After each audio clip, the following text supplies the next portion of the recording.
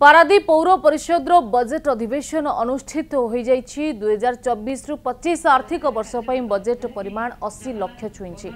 विभिन्न सूत्रु 77 लाख ऊर्ध्व टंका आय करने को धार्य बेले 2 लाख सामान्य अधिक टंका बड़का रही आकलन तेबे पानीय जल सहर सौंदर्यकरण शिक्षा और स्वास्थ्य परिमल पौरपालिका पक्षर योजना प्रस्तुत कर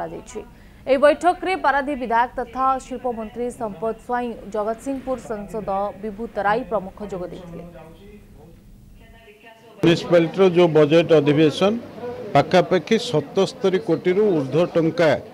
ये म्युनिसिपालिटी खर्च हम ये 2024-25 आर्थिक वर्ष यह आज अनुमोदित है। किंतु गोटे कथा होची जेतिकी डेवलपमेंट वर्क प्रकृत में पारादीप म्युनिसिपालिटी होबा कथा यार मौलिक समस्या होची जे पारादीप बंदर एवं राज्य सरकार भितर थिबा लैंड डिस्प्यूट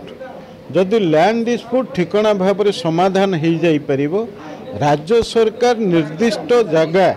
ये पारादीप बंदर पाखरु पाई जिबे ताहले पारादीप म्युनिसिपालिटी स्वतंत्र भाव में तार एजेंडा अनुसार गुड़ाए डेवलपमेंट वर्क ठिकाना भाव में श्रृंखलित भाव में करि पारिबो। पारादीप रे पर्यटन कथा हो विभिन्न डेवलपमेंट रो कथा हो एवं से विषय आलोचना हल एवं विभिन्न जमी रो समस्या पई एठी विकासमूलक काम अटकी रहुची सेति विभिन्न शिल्प संस्था सहित एक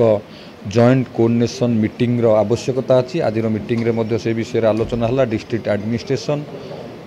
पौर परिषद अधिकारी पौर परिषद चेयरमैन एवं सांसद आम मिसी गोटे जॉइंट कोऑर्डिनेशन मीटिंग हम एवं विभिन्न समस्या जो अच्छी तार समाधान उपरे आलोचना हला परे विभिन्न विकासमूलक काम आगे पारिबो।